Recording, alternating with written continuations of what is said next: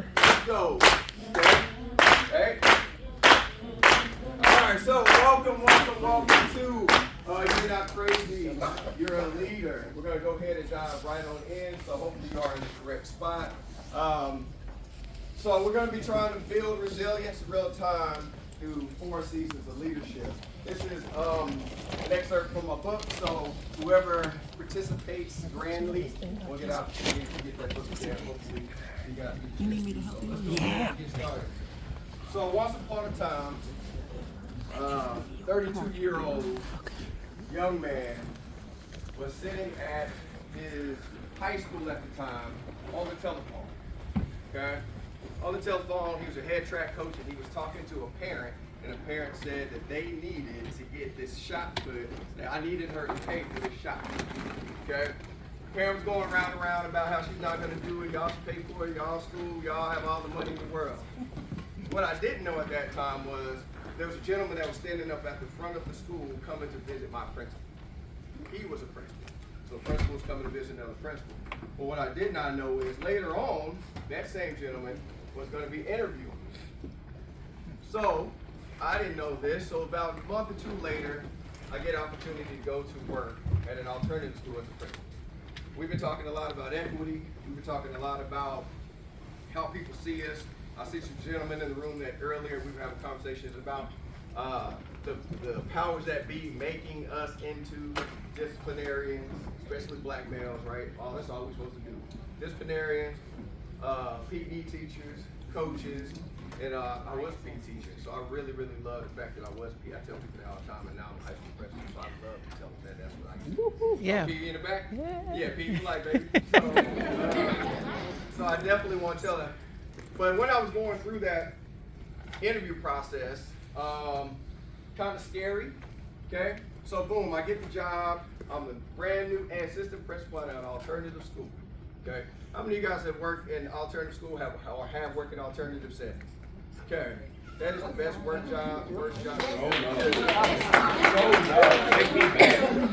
It teaches you a lot. I was the only assistant principal in a middle school, high school combination. So I was doing all the 504s, all the initials, all the SS, all the acronyms. I was doing all of those every day. Also doing the hearings and also expected to love on kids throughout that whole process. But what I learned though in the process of doing that is that leadership can be lonely. Yeah. Okay. I remember my first administrative meeting. You coming back from pre-planning, and you're meeting all of your new teachers, or all the teachers. They're new to me. Okay. And what I remember is, right after that, I went outside, and I was like, I'm used to linking up with some coaches, linking up with one of the counselors. I wasn't married at the time, so I'm trying to see who I'm gonna hang out with this year. I wasn't married. That's not what is important is that the feeling that I was feeling was not inadequacy. It wasn't that I was afraid of being in front of large crowds or doing that work. What I was I was alone. And I was alone in a group of people. And I don't know if you've ever been in a position where you feel alone, you amongst people, and you still feel alone. So I remember going to the Chinese restaurant, eating by myself, thinking about, man, I don't know if I can really do this. And it wasn't that I think that I could do this, but I'm a social person. And so what was being taken away from me was a part of me. So I had to figure out a way in order for me to still identify with that and become a principal one day. Okay, the principalship, I was told by my then boss, I said, hey, I just want to check the box of being a principal. How many principals do we have here? Do we have any principals here? Okay, so you do not check the box of being a principal. You either be a principal or you don't be a principal. But you can't just go through it and say, I'm just going to check the box and do this and go on. Okay? So once she told me that, I had to make a decision if I really wanted to do that work. So, where my love and passion and real genuine desire to do this work each and every day comes from this work, okay? It comes from working with newly promoted leaders in that space, regardless if it's education or not, because I know that feeling of being alone and a crowd full of people. And so I don't ever want anybody else to experience that. And this also birthed my book, and this is who I am before we get in a little bit deeper. I am, and now let me tell you this, we're all gonna be moving around, okay? So I'm not gonna sit up here for 70 minutes and talk. Y'all want that, I don't want that, okay? So we're gonna get up, we're gonna move around, you guys are gonna talk to people at your table. It's really about awareness and awakening today. So if that's something you don't wanna do, well, you're here now, so just go on stage. Be together for this next few minutes. I'm not gonna be looking at the time, okay? I'm not gonna be, if I get to where we get, we're gonna let it just flow today, okay? Because in leadership, you gotta let just things kind of just roll with it, okay? So that's what we're gonna do today. So let me just frame it in that way. But I'm a leadership strategist who believes that everyone has a story worth hearing and a leadership journey worth traveling. Been in the game for 20 years. I guess I don't need to read that, but been in the game for 20 years. 15 of them have been in leadership.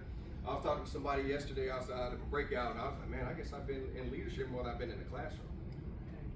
Or am I still in the classroom? The classroom's different. Now I have to lead leaders, I have to lead teachers, to lead students. I told my APs the other day, like, man, I ain't doing no discipline, man. I already did all of that. I did that for 10 years. No, I'm not doing any discipline. Now I do discipline from time to time just to let them know that I still got it. Yeah. But I've been a principal in a middle school. I was a principal in middle school for 2 years. I'm currently a high school principal in Atlanta, outside a little bit outside the Atlanta area, where I'm a high school principal of a black and brown school, Title I. We lost Title I funding, and we're about to get it back. That's a whole other story. I have problems with the district on how you let that happen. You got a whole Title I office. But no problem. That's another breakout. But I have both been, like I've already said, in the traditional, in alternative settings. If you have not ever been in an alternative setting, go to one and spend some time there. The lessons are invaluable. The relationships that you form, the people that I talk to now, and that at that time during the alternative setting. That in Georgia, there was a gentleman that was going around, Mike Tefelsky, and his whole purpose in life was to jam up alternative schools who are, what did he used to say, who are disrupting their students' learning. So I don't even know what that means. But I talked to him in about 65 to 70 hearings because he was trying to sue the alternative schools because they were feeling like they were not meeting the needs of students in the alternative setting. So what I learned from that is stay tight, okay? We're African-American males and females in the leadership role, especially in schools, stay tight. They're looking for you to make a mistake. Some of us are looking for other of us to make a mistake, okay? Why that is in our culture, I do not know. We were sitting at a table today, and I can't remember the last time a white person jammed me up for something. I can't remember the last time somebody, white woman and white man challenged me. It's our people. I don't know what that's about. I think, again, that's another breakout. But, and maybe the standards are high for each other. We know what it looks like for us to fail. So maybe we don't want that to happen subconsciously. So we want us to always meet that bar, and when we don't, we challenge that. I don't know. But I've never had that. But I'm an owner, entrepreneur. I'm an author, lover of sports and Asian-inspired food. So that is me. Now, this is who I am. But these jokers right here, this is my clan, this is my people right here. Now we're bigger than that, they're bigger than that now. My son is 5'11" now, my other son is, I don't know, he's a little out, but we only measure the biggest one.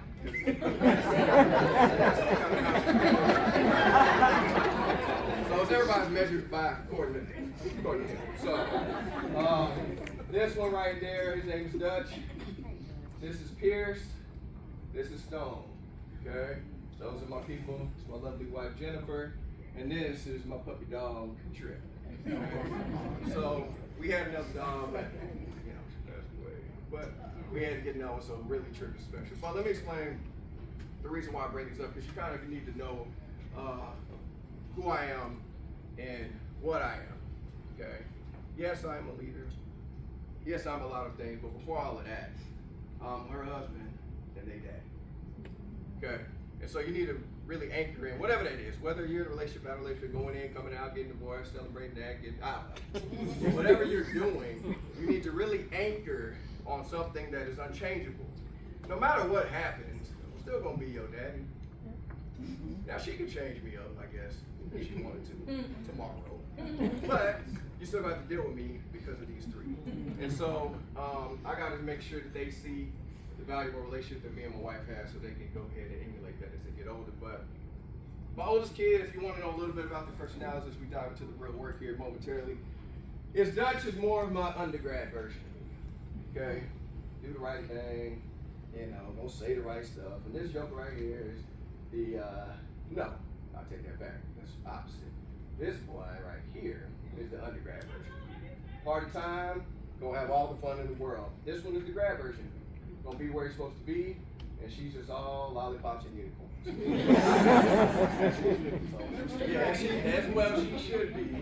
But Stony Pooh, that's my girl, and we gonna be together. And she wants me to get a stingray so she can drop the top and go to school. So I'm looking forward to that. But let's get into it. Our objectives today. Okay, we're gonna talk about the current leadership season that you are in. Everybody is in a season. Either going out, coming in. Some of you may not identify with, some you may. But we are going to discuss that today. And before you leave here, you're going to be able to clearly articulate what season that you are in and what does that mean. Okay? We're also going to build some language for resilience and EQ, or that emotional, intelligence. Yes. And then we're going to apply this 4-season leadership framework. We're going to be connecting with peers in here today in your commitment and sustained growth. We all will make a commitment before we leave here, tangibly, on a piece of paper. I already have them up here. I didn't expect this many people. So, but I do got extras, okay? So as we start to get into that phase of it, that'll be the last thing we do. We're gonna actually make a commitment before we leave here on paper. So if you need to find a pen, find one now, and you'll need it here at the end. So, as we go through this right here, this is going to be a silent solo for you. So this is something you're going to be thinking about internally as you're sitting, as you're standing in the back. Okay. 4 seasons obviously are going to be here: fall, winter, spring, summer. Fall is about resilience. Okay. Winter is about adaptability. Spring, team morale. Summer, our EQ. Now, initially, anytime that I go into a new building, I've been a new principal in 2 different buildings at this point, and there's a couple things that I do.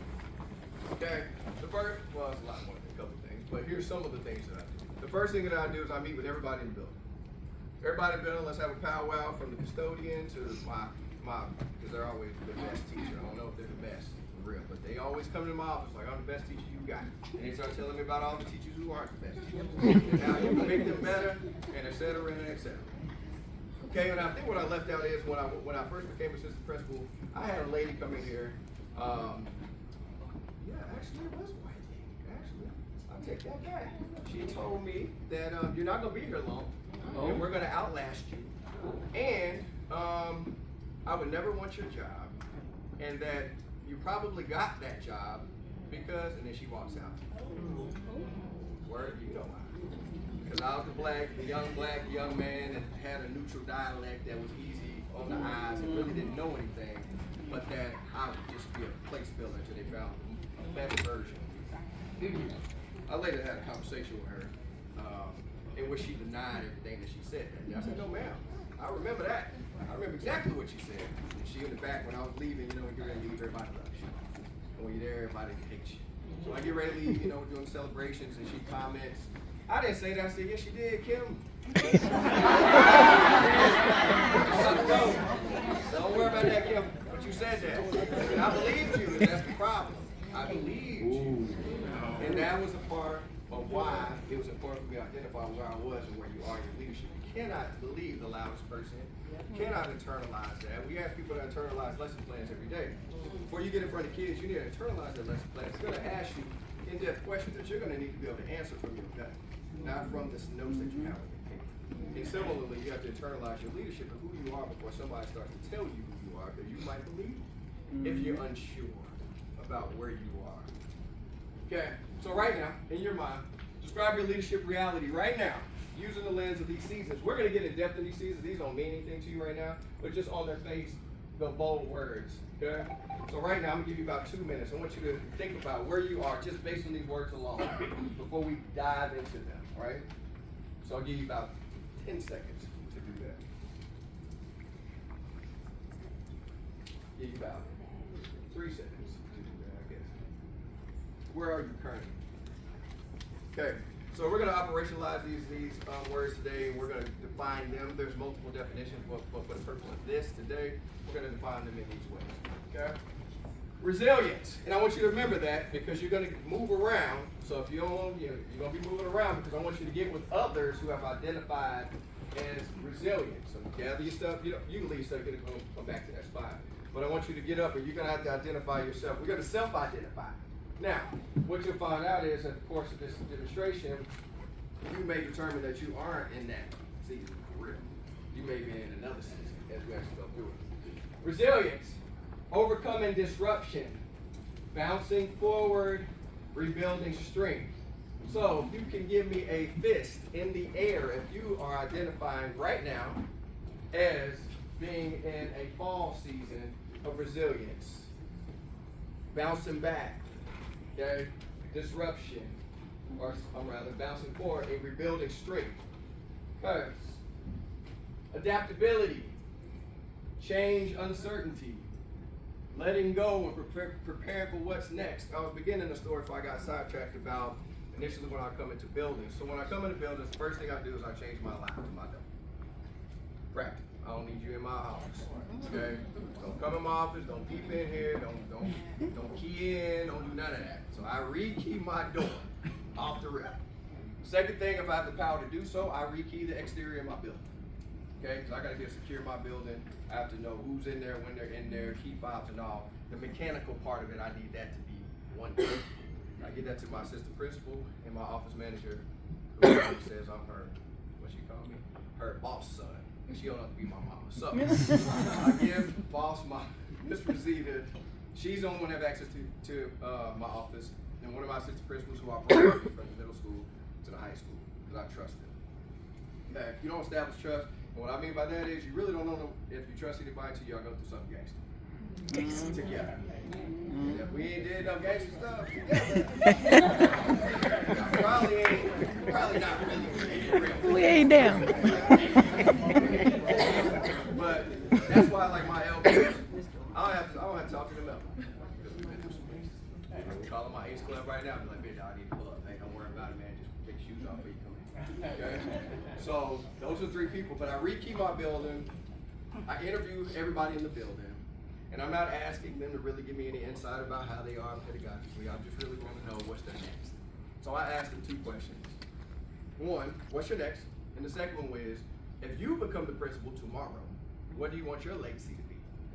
Okay? Because if I ask you that, you're going to tell me what you want the building to be.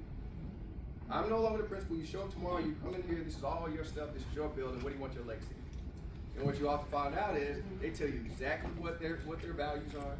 They tell you exactly what they want, what direction they want the building to go. Okay? And another question I often ask them is, what's your next?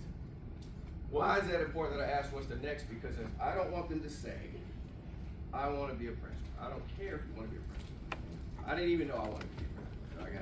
I didn't, this wasn't like, I was like, yeah, I'm going to go be a principal. So I'd have been a principal at 30 if I thought that was really something I wanted to do. What I'm asking them is, what you should be asking them is, what is your next in life? I have a lady that told me that the thing that she wants to do is come up with a makeup that is healthy and it won't break out black women's skin. Okay? I had another person said that they wanted to go to law school. Okay? One of my assistant principals on my team, I told her, you need to go into HR. Okay? Because you don't care, you just jam people up. I was like, stop writing people up, man. You don't have enough power when you write up everybody for your little faces. Slow down, Tito. So I told her that. But when I know what their next is, I then can add value to their life, because they're not coming here for real unless they want to come here and I was about to say bad word, but want to kick it with JC, Dr. Thornton. Okay? If they're not coming here to work with me, I hire more people that just want to work with me. It ain't about nothing else. So they tell my time, hey, I know you're out there in the streets trying to do your leadership thing, so if you get ready to leave, let me know so I can go. Okay, because they're there to work with you.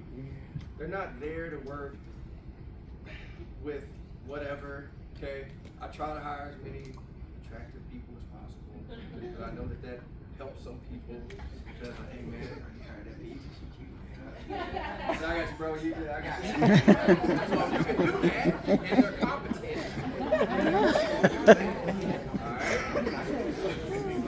Make sure that you understand really why people come to work with you, and then in those seasons they'll get to understand why you are the way that you are. I present very jovial, I present very fun and youthful. However, if you catch me in the wrong season, you're gonna get them horns, and then I'm not even gonna yell at you. Okay, I'm just gonna move you along. Okay, and that's something that they will get to understand about you, but be very, very clear about to yourself and to your people the season that you are in. So just to go back, I want to make sure we understand. Overcoming disruption, bouncing forward, we're building strength in the fall. Change, uncertainty, letting go, and preparing for what's next is my winter. And now let's discuss spring. Renewal, energy, joy, and connection with others. I'm in the spring season right now. Me, okay? Coming into a high school mid-year February, which for those of you guys that are aspiring to get into leadership, especially into the principal seat, the preference, and it doesn't, you probably don't think this, but the preference should be to go mid-year. Why? Why is it important to go mid-year? What's that? No, because look, man, if I go in February, March, April, May, that's all I got 3 months to deal with the bull. You do not want July. I did July in my middle school, now I gotta put up this, because it's an effective leader, you don't want to come in and start just changing things, right? You need to sit back, see, but you gotta be able to deal with, man, you're not gonna change it. Now, if it's dealing with kids, I'm gonna immediately deal with that. If there's anything that's gonna harm kids, something like that, I'm gonna immediately deal with that. But if we're talking about just like, what they do and how they are, I'm gonna let that ride. Because it'll do it, it'll take care of itself. Right. So if you get an appointment during February, that is a good thing. Hey, you wanna go in February, so you can just deal with that just for those 3 months. Then you can start gathering your notes, and then you can make decisions in the fall. So that's just a little tidbit for you guys. Like, man, I'm about to leave in the middle of the year. Yes, you want that. You can avoid it. You not start in June or July, because you're going to establish some rituals and routines and responses to things that you don't even know exist yet. Okay, so you got to be careful with doing that, because then you're going to overcook your grits. You don't want it. Okay, so I'm currently in this phase right here because now my building's running smooth. I can leave my building. I'm not worried about it catching on fire. We had a proposed gun in my building while I was up here on day one. I think it was up here on Thursday. Hey, Dr. Doyle, man, we got a kid. My mom called, said that there's a gun in the building. We've had guns in the building. That's to be honest, where we at. Later found out there was not a gun. Well, he posted online. He had a bag, and you can see him online put a gun in a bag. Okay, and then so that's what it was. So then you have parents calling saying, hey, there's a gun in the building. I'm like, Mom, now that's a bedroom. Okay, and I cannot confirm that there's no intent to harm. There's no target. It's just a goofball kid online who happens to attend my school. Okay, and so I say all that to say, I've already been in these other seasons where my team is, I've already prepared them for what's next. Okay, I've already prepared, y'all know what's happening. If that is what's going on, you need to know how to move without. Now, once people do not call you for advice, and they do not call you for guidance, you need to be wary of that. Because, they need to be calling you if that's your building. Regardless of if they know what next to do, they need to inform you. Secondly, they need to make sure that the next steps are the best steps. So you do want your people to still be communicating with you along the way. But now I'm just about connecting with them. Now I'm not necessarily in the space. I have, like I said, I brought one of my principals with me from middle school. I have a veteran principal, a veteran assistant principal that's with me this year 7. Then I have a year and a half and a year and a half principal. Okay, because I hired them both last year. I'm not necessarily in that same season with them because I'm not fully trusting them because of how they kind of move in some situations. But the goal is I need to renew them provide them energy, joy, and connection so that they can do their work without any stress. Okay? Our job is stressful enough. There are plenty of things that are embedded in the work so they cannot feel stressful. And that's because I'm in this season. I think can provide that grace and mercy for them because I'm in that season. So typically, whatever season you're in, you're going to put that on to the people who you serve. So just be cognizant of that. That's not something you need to, get away from. Just understand that's where we're at. And I'm going deep into these because when you move around and get with the people that are in that season, you kind of need to know be a little bit more extended on what season those that you're in. Now, clarity, compassion, presence, and harmony is the summer. I might be between spring and summer. I don't know what that's called. Spring or something. I don't know. But in this season right here, you should be, it's harmony. You know what I'm saying? It's clear harmony and clarity. Now, the first time I ever got, y'all are all high achievers in here. Okay, everybody here high achievers. You guys always want well, the best I can tell the way that y'all are looking at me. If you are a high achiever, I want you to blink. Y'all trying to hold your eye. No, everybody in here is a high achiever in some area. We're talking about geniuses. You guys are all geniuses in an area. It may not be the same area as the person next to you, but that doesn't mean you're geniuses any less. The first time that I ever got a 2 on evaluation mid-year was my first year as principal, and that hurt, man. I was like, yo, I'm a high achiever, man. I don't get 2s, man. I'm always proficient or above, but how you don't give me a 2? Hurt my pride. So she said, Dr. Jackson, because you go through your evaluation, and your mid-year, you're kind of going through, you self-score. Okay, that's how we do. We self-score. Hey, I'm thinking 3. Hey, this opportunity right here for me, blah, blah, blah. This is my first year. And she said, hey, Dr. Thornton, you thought you were 3. You're actually a 2. I said, what you talking about? She said, you haven't been clear about what it is that you want to do. Okay? You haven't really been clear. And I said, well, what do you mean? She said, well, what's the goals? I rattled off, the goals. She said, that ain't really the goal. What's your goal? And when you lack clarity, then you're going to hurt people. You know what I'm saying? The best thing that you can do, whether good, bad, or indifferent, is you need to be extremely clear about how you're going to approach the work and what they can expect. You need to be a bit predictable in leadership roles, right? Because when you're gone, they should behave like you. So they should be like, well, what would Dr. Thornton do? And you need to do that. Because that's the thing I'm going to be calling you. And you already know the questions I'm going to ask because you need to behave like me. Okay? They already knew they needed to ask questions about the gun incident. Okay? When I call you and you talk to me, you need to already have all my information. You need to tell me what kids did you give it to SRO? Did y'all go get the kid? Did you search his bag? Did he ride a bus this morning? Blah, blah, blah, blah, blah. I need to know that. Who called the school? How many people called the school? What were they saying when they called the school? Were there emails sent? I need to know all of that because my boss gonna ask me. Okay? And I need to behave like him.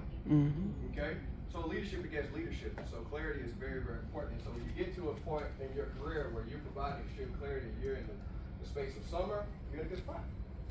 You're in a good spot. All right? So that's not clear. I don't even want you to look at that. All right. So right now, and this room isn't as big as probably should be, but if you are in the season of emotional intelligence, give me a fist, please. 1? Really? So nobody else? 2? Okay, let's get one. So only 3. Only 3? Respectfully. I love it. No, I'm not trying to take it out of you. But if you're in a 3, go. Okay, so summer, you're going to be right here. Okay? So we're going to get up and move around. I'm telling you that, folks. So, spring. Who's in spring? Oh, so everybody's in one season right now? Brother, it's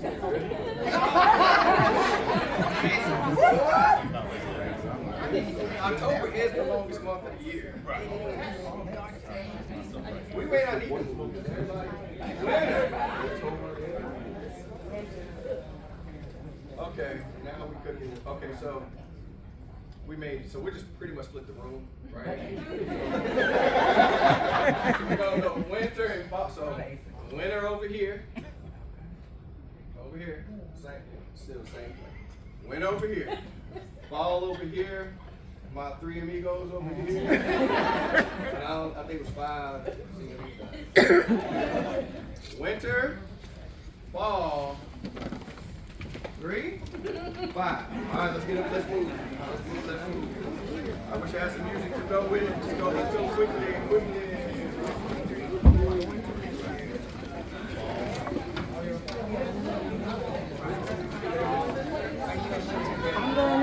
Me too. But I ain't there. I'm still adapting. Yes, I'm still. Yes.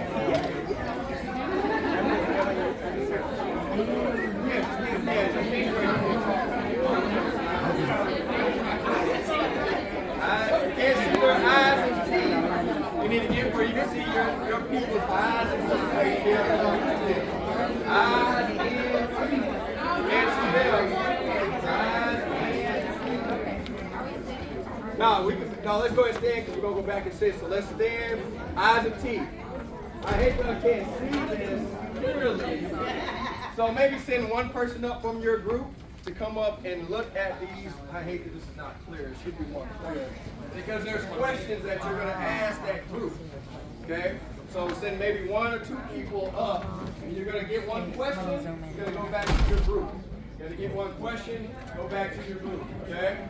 For example, if you're in fall, what challenge am I currently facing that feels disruptive? If you're in the fall, there is some challenges that you're experiencing that are disruptive. So you might want to bring that question back. If you're in spring, now I can breathe life into the, man, that's terrible, into my team or commitment right now. Yeah, now I can breathe life into my team or commitment right now. If you're in this spring, what small win or collaboration can I create today? That might be a question. I'll just read it to you. So in that group, y'all answer that question. All right, if you're in the winter, let's answer this question for my winter people. What part of my leadership requires flexibility right now?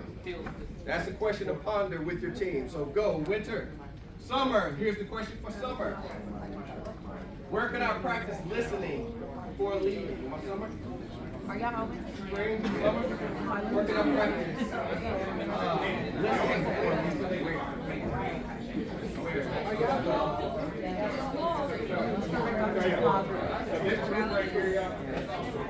Yeah. And if you want to create small focus,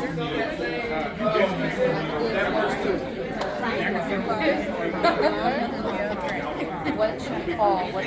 Okay, so it's on 1X. Do you want me to go to whatever 2X? you're feeling good about. I don't normally record. I just want to make sure. 2X is cool. Okay. All right. I didn't know if it would like mess up. That's what I was like. Okay.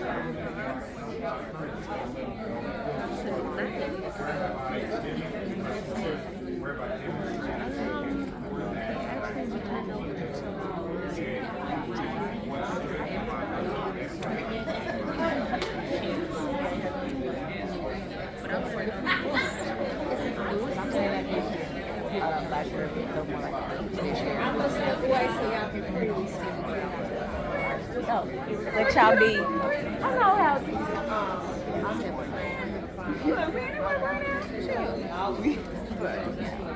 That was my challenge. I want to make sure I'm not saying like things have shifted, so we have to shift. And we need to shift, but then principles are still in. So it throws us off, and they always stab us by the right side. And so I was like, you know what, I need you guys to measure 11 and not 12. Why can't we actually, why are we going at 11? That's on 11. How do you know people are not going at 11? Why are you here? She's a young person. I'm like, old people. Just say yes. As a young teacher, I would never. And if I had a problem, I would just keep it to myself and then go to that person one-on-one. She wanted to do it by ours. So then I nicely told her, I emailed her person, I was like, hey, let's refrain from, inboxes or no. And so she said, I did it intentionally because I was the only one to feel like that. And I'm like, that's what I'm supposed to be saying. Why you gonna make it fun? Why you gonna make it I don't like people like that. So I didn't say anything, but I've been talking to my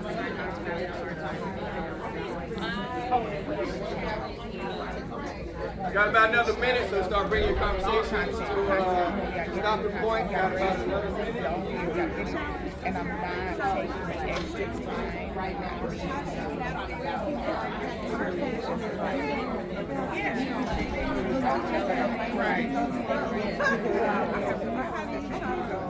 Right, go ahead and stay in your groups right now. Go ahead and stay in your groups. We're going to ask, what did you hear? What resonated with you the most? What questions has this created? Okay, because oftentimes when you have deep conversations, sometimes questions come out more than answers. So I'm going to talk to this group right here that has a good conversation about. So when I'm building out systems, some things that we discussed are, what are the things they call it? I forgot what it's going blank right now. But essentially, when we're building out systems, there's things that's called, we'll just call them distractions, things that you can't control, right? And so this group right here was talking about things that they cannot control, but is going to directly impact them, or perhaps the potential to do so, right? So could you kind of share with me what you guys discussed, what the question was that you guys pondered on, and then how did you respond? Our question was, what distraction, the first one? Yeah. What challenges is distracting? And mine was not knowing the unknown. So to contextualize that, I assume you guys are in a charter situation, right? Not understanding what the funding will look like, not understanding what, that gentleman is doing, and he don't know. But whatever that is happening, that is a thing that is a distractor that, if we focus on that, then we'll get away from the work, right? Those are things we cannot change. So when we're building our systems, the first thing I ask my team is, what are the things that we cannot change? Before we start talking about the classic, well, they're sending us kids that can't read. What are we going to do about that now? They're here now. We need to go and get after it, okay? I always give this analogy. If we are going to the dentist, they're going to be prepared to deal with your cavities. They're going to be prepared to remove a tooth. They're going to be prepared to clean them. They're going to be maybe be prepared to put in braces. So we're the dentist. We're going to get kids that can't read. We're going to get kids that have issues with family. We're going to get kids that daddy died. We're going to get them. So why are we acting like when they get here, we don't have no solutions? So prepare for that. It's not solution, it's support. Support. That is our only caveat. Where is the support, especially when it comes to SEL? Where is the support? And we're heavy when it SEL. comes to behavior? So, Yeah, yeah. Behavior, you know what I'm saying? So it's not we're looking for a solution, but we're definitely looking for support. So if the school doesn't have these things in place already, why are they having this kid coming in with all these things? We can't even reach academics because SEL is going to be dealt with first. Why not have all these things in place so we can deal with little Johnny and his 10 demons coming with him? I'm passionate about that, so I don't know what I said.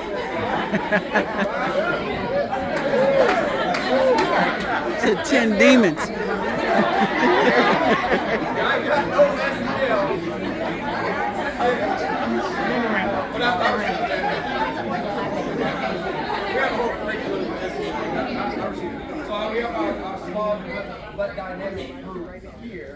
Can you guys show just the question that you guys pondering and kind of where you are?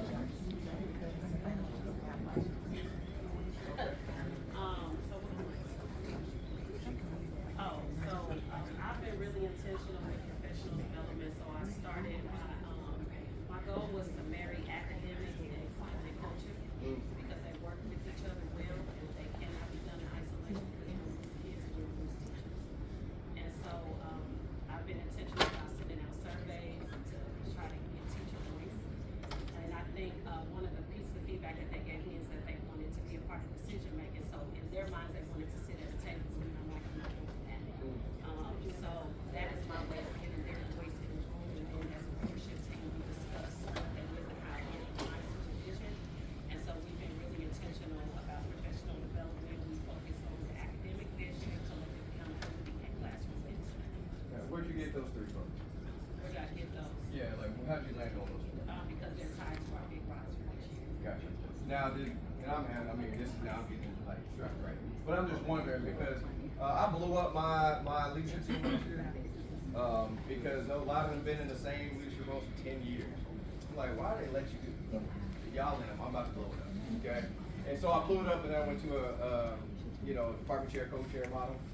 Okay? And one of them was more heavy instructional, the other was more operational. And so my meetings are literally open. You know what I'm saying? The only thing that I commit to or will not commit to is discussing personnel. So if you want to come to my meetings and you're off when you're planning, pull in, push up. Now, I don't need you chiming in for real. But because you're gonna, because I used to have very, very, very long meetings. And so my commitment to myself over the past 2 years is to make my meetings during the second block. If we don't get it done during that second block, 82-minute time period, then I beat it very well. But if they come in there, yeah, so just opportunity, yeah, bring them in. That may or may not influence, but they need to see the back work. They need to see that we're not in here thinking of ways to jam up teachers. We're really doing the opposite. We're really trying to take stuff off the plate, but you don't know that because it's like, it's all about me, my four corners of the wall, and the kids I teach. But it's like, man, I'm really putting you at the forefront of the work. But you don't feel that because I didn't say yes to the work.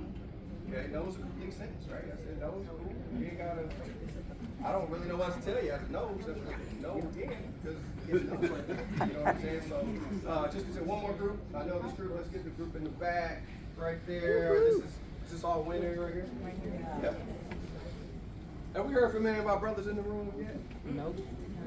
No, we gonna get y'all because y'all are special. So I'm gonna hear you guys want to come right here. Yes, sir. We talked about a lot of adaptability and uncertainty in the wintertime. Me and my group, a couple of us have gone through certain job changes, and so bringing those other systems from our other job, coming to our new job, a lot of uncertainty. So there's things that you have to let go and prepare what's to come, even though you don't know what's coming. So it's difficult to say, like, I was this here, this school with these systems. Now I turn the page, I'm at this school with these systems. How do I kind of marry both systems, or still use what I brought over to still make the change that I want to make, with also fitting in the systems that are already created, that are already working? How can we improve and make them? And that's always a challenge. I mean, and I will not hire people. I try not to hire people typically from the same place. My whole administrative team, some of them from Florida, some of them from Arkansas. So I don't even, because I want them to, I want that collective efficacy. I want people to come in and talk to me about what they did in Texas. I want that, right? And a lot of people don't. They want them to be robots. We were talking about authenticity earlier. The time in which I got my principalship the first time as a middle school principal, I constantly remember saying, because it was during COVID, I think, right before COVID, but it was all online for whatever reason. It was in the summer, which that summer appointment was terrible. But I remember saying, this is the last time I'm going to interview. If they don't like JT, because that's who I'm going to bring most days, then I don't want the job. And that's when I got the job. Okay, because I was putting on before then. Oh, yeah, you know, and this year, all that. And that's not what they wanted. They were wanting me, and that's what they got. So I wear chucks to work every day, not every day, most, unless I gotta go off campus. But I'm wearing chucks, I'm wearing Jordans, I'm wearing all that. I'm gonna wear a hoodie, I'm gonna do that because that's who I am. And so the advantages to that is, you know what you're gonna get every day. Because we talked about predictability, right? They need to know that you're gonna come in there. Now, what it does is shifts the culture in your building. Oh, I can wear chucks to work. Yeah, you ready for the teaching? That's what I don't know. I'm caring about clothes, right? I don't wear jeans. I personally don't wear jeans. They love, I don't know what it is about jeans, but teachers and jeans and giving jeans. I don't know. Jean day.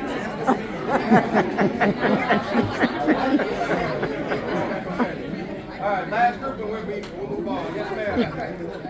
Yeah, you were kind of talking. I remember that. Okay. Sure. What season are you got? Summer? Summer. Right. Our question was, where can I practice listening for meetings? And I kind of spoke to when you have great relationships with students, but they do something that doesn't meet your expectation and it causes a rift. And it's just kind of like determining what does the path to restoration with that student look like, because at least for me personally, just because you do something that doesn't adhere to the standard, it doesn't mean I take it out of who you are personally. It doesn't hurt the personal relationship. But at the same time, letting them know that, like, here's where you went wrong. Also giving them a chance to speak and hear their perspective so that we can both, like, come to, like, a common goal or like a common ending and kind of like restore what was, but also with a new understanding of like, here's what we both need to function in the space that we call relationships. Thank you. Thank you. And what resonates with me the most is I liken a lot of our relationships in public education as like a marriage, right? I used to do marriage counseling back in the day when we was going through whatever we going through. So we ended up on the other side of that. And the good thing about it was there's two things that come from marriages, or a marriage is designed for two things, right? You have roommate issues, and then you have marriage issues. They are not the same. No. Okay? We have academic issues. We have content issues. Okay? We have habit of work issues. You're not turning in your assignment, and then we have like cognition, right? Like if you are turning assignments, I should not be penalizing you for that. Okay? That's a habit of work. That's a prefrontal issue. That's an organization issue. That's not necessarily cognitive, right? So you can't mix those two. So when I see teachers do that, that's the quickest way for me to jump them on you. Because you're giving a kid a 0. Yeah, I get they need to turn in the assignment, and there has to be some bright lines about when you turn in assignments, but those need to be clearly communicated early and often so that kid knows where the boundaries are. But do not give a kid a 0 and it stays with them. 300s make up a 0. Okay, so when you do that, you're killing this kid. So now you're telling the parent that they only know 38% of math. That's what that grade should indicate. It should not indicate that they are less. So that means that you only taught them 38% of math. Oh. Wow. So riddle me that. Okay. Why do they only know 38% of the math? That's what that indicates about you. We could argue that, right? Because they still need to be in attendance. That's their role. Now, that's like discretionary, right? You don't come to class. It's difficult for me to teach you. But if you are in class every day, which most of them are, you need to, that's what do you do? Okay? All right, so let's go ahead and head back to our spaces, please. We'll go. Right.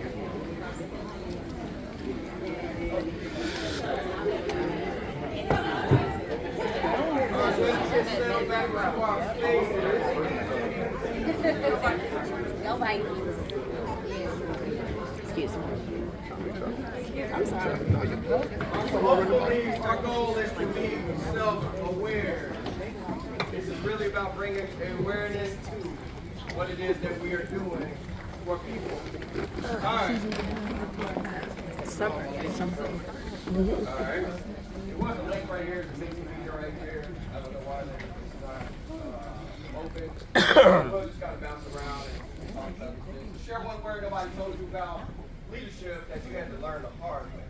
So we're just going to do a little popcorn right here. Share with me one word that nobody told you about leadership that you had to learn the hard way. One word. I know I got some principles. Let's start with principles first. I'm just interested to get baseline. Yes?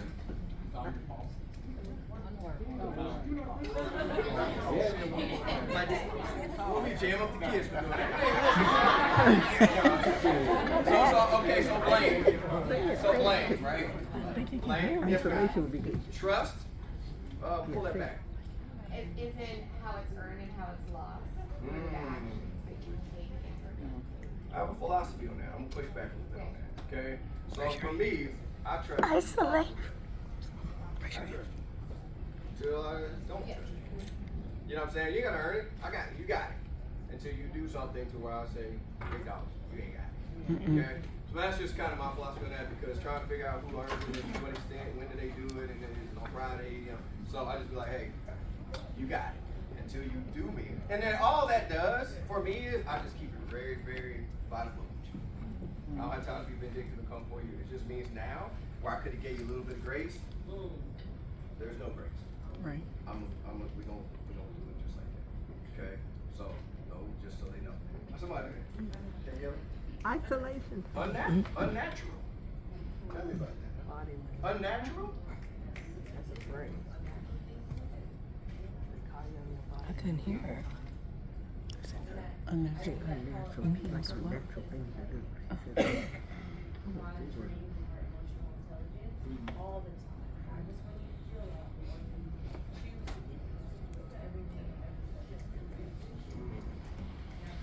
You do.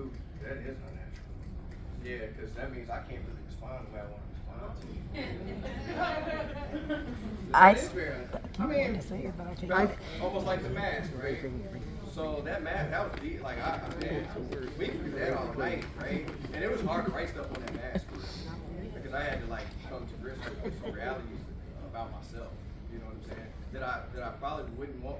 I'm glad we wasn't sitting there with our masks as you came by to look to see whose mask that is, because I would have felt some kind of way that you saw on there that I felt not smart sometimes. You know what I'm saying? Which created other issues for me because I wanted to be so smart so bad, right? And that's some deeper like children stuff, right? Because I was always a smart kid, right? So that was like my kryptonite. Well, not my kryptonite, but that's my superpower. I'm smart and I'm athletic, so I leaned into that. But what I wasn't doing was creating like narratives where I can effectively communicate with people because I was just gonna outsmart you, right? I didn't really want to be like with you or be around you. I just wanted to be the smartest dude in the room.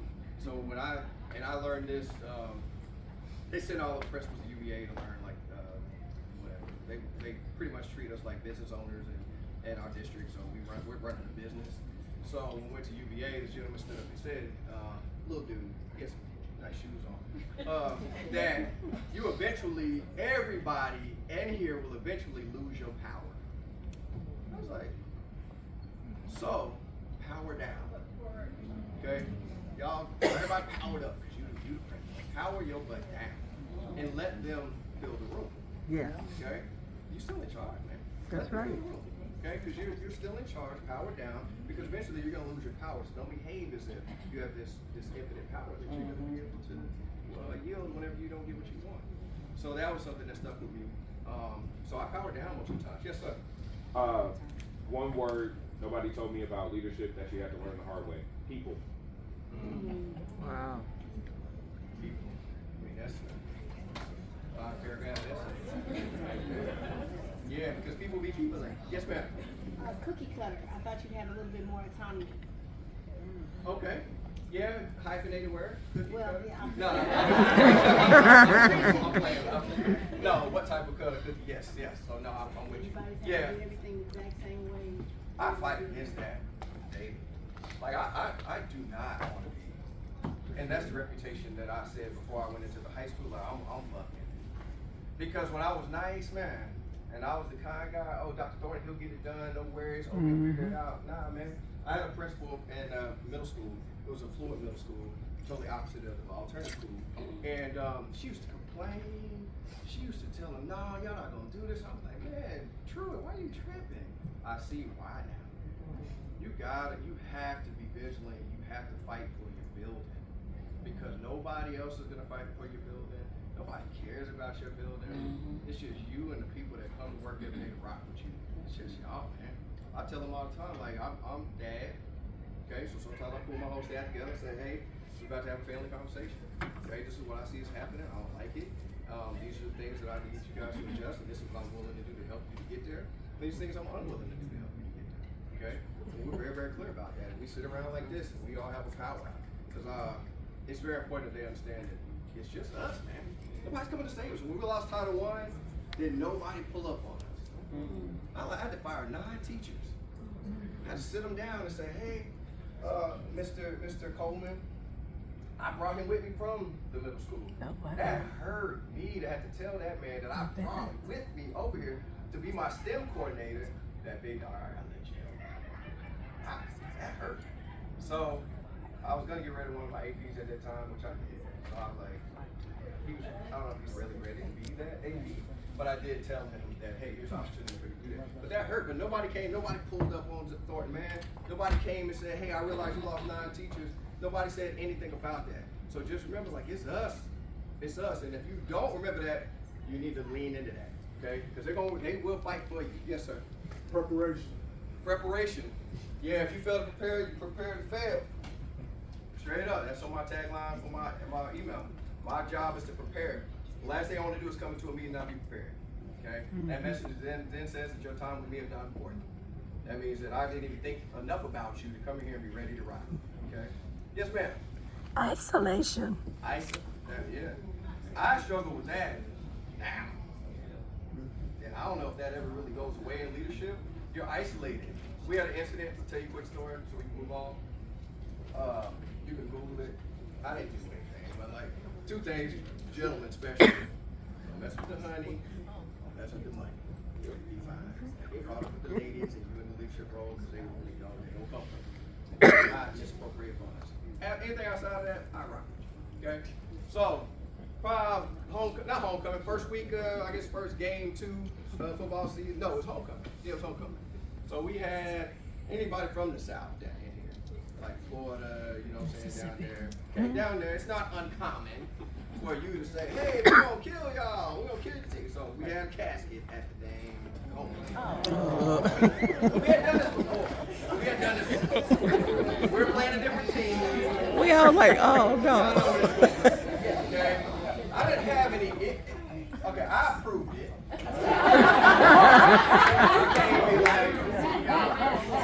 I went through. I did that math. I was like, man, y'all did this. I didn't say that, but I did go through that emotion of saying this is their fault, right? Because I was like, hey, Gordon, man, we need to bring in little so and so. Because anytime you bring a rap into A, you bound to have issues. Because they're gonna fight, they drilling and all that, so you don't want to bring no boys to the A. So I approved the casket thing, okay? Boom, did the casket thing, went viral, been at the game. Our building could pretty much, our stadium could probably hold 3,000 people. There's probably 5,000 people there. We had all these control issues. You cannot control 5,000 We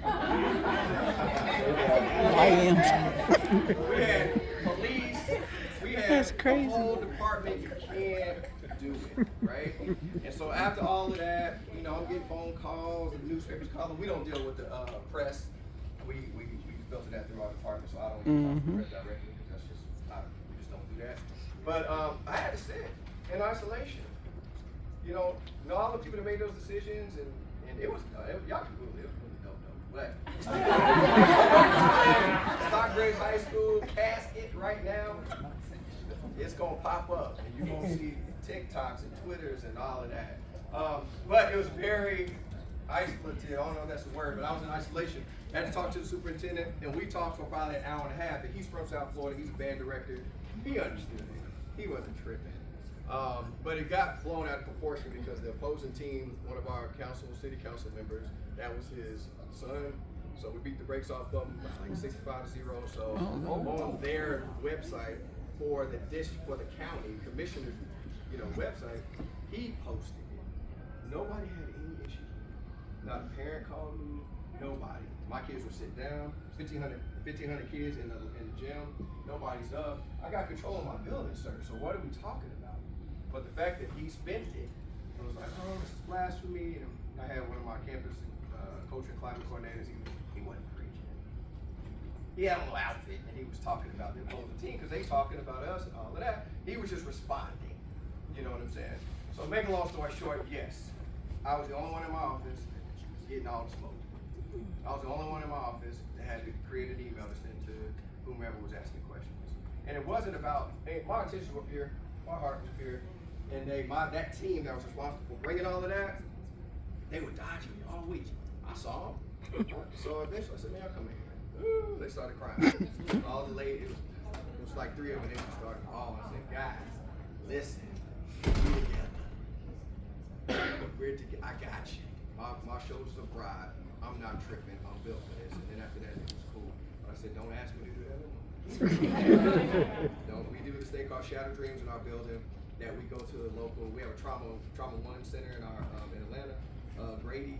And so we send all of our seniors down there and they get to experience being in Grady for a whole night. And the purpose of it starts off with a crash, and then all the kids go to jail, and the kids can get paid, and we do this whole deal. Record a video show the next day. But that has a casket at the end of that. And it happened on Thursday. I was up here and said, listen, if I see or hear about a damn casket, because you usually at the casket you talk about, hey, if you don't make good decisions, you can end up here. So we had to eliminate the casket this time. But yes, truly isolated, and that's probably the biggest thing. Now, let's move on. I don't even know what time we're on, so let's just keep going. Resilience isn't about bouncing back 4 minutes.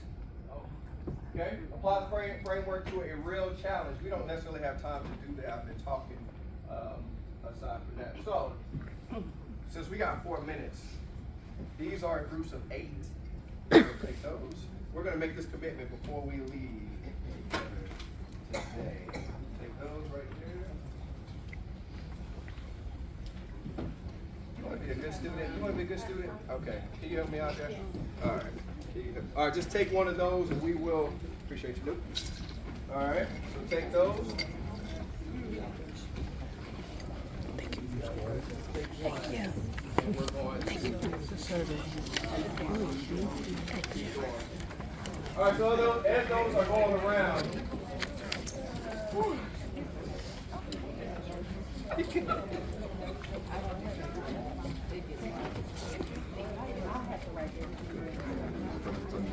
me fan him out like a good usher in church.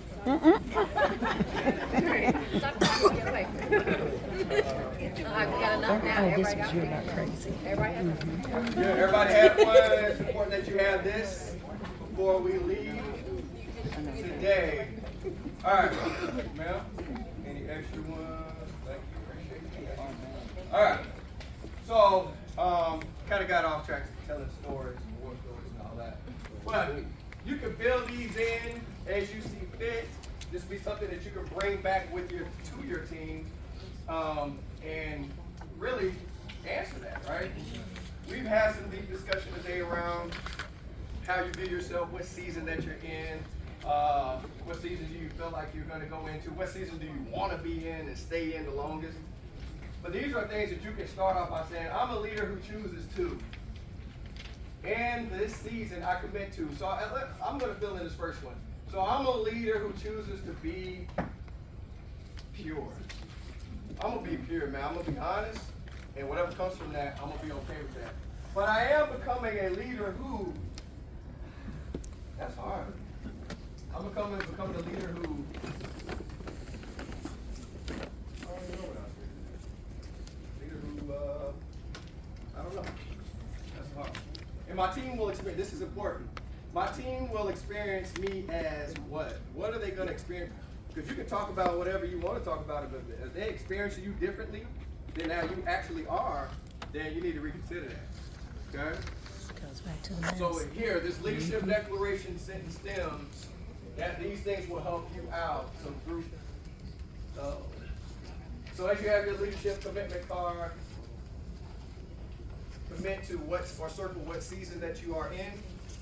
Then you sign this, and it will be there for you to refer back to. If there's anything in this, it had a bunch of links in it, I don't know why stuff pulled up, but I'll share it with you. I can share it with you if you want that. Okay, so you now know the current leadership season that you are in. You should now know that. Be very, very close to that. Building language of resilience and EQ, we didn't necessarily get in that, but you do have probably some more words that you can use that can better articulate where you are in that season. We didn't necessarily get to applying the 4-season leadership framework. That's your homework for tonight. When you guys show up tomorrow, we will dig back. But if you were, that would be how we would start our lesson tomorrow. It would be around dig deep into that. Hopefully you had opportunities to connect with peers today. Learn something from other people and really just remind yourself that this leadership journey is not easy, and that you're not alone. Some of the experiences that we have cascade across all landscapes, levels, so it's not that different. And that your commitment and sustained growth is more important than anything else that you can do. Continue to grow and commit to sustaining that growth over time. All right. You good. So, I got 4 minutes. I don't know what minutes I got left. 4 minutes is up. But everything that I discussed today, that is in this book right here. Okay? On the back of your commitment card is also that link that will get you straight to where you want to go. Connect with me on Dr. James James on Instagram. The website, drjamesleadership.com. You guys read on it. Okay? And then LinkedIn, that's where all the pros go, I guess. All right, but I do have a gift for you. For your friend. For someone who can tell me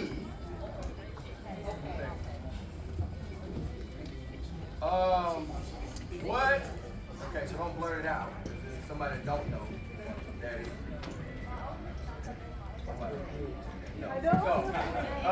So don't blurt it out. I'm going to come over to you. What is the name of, don't blurt it out now. my dog.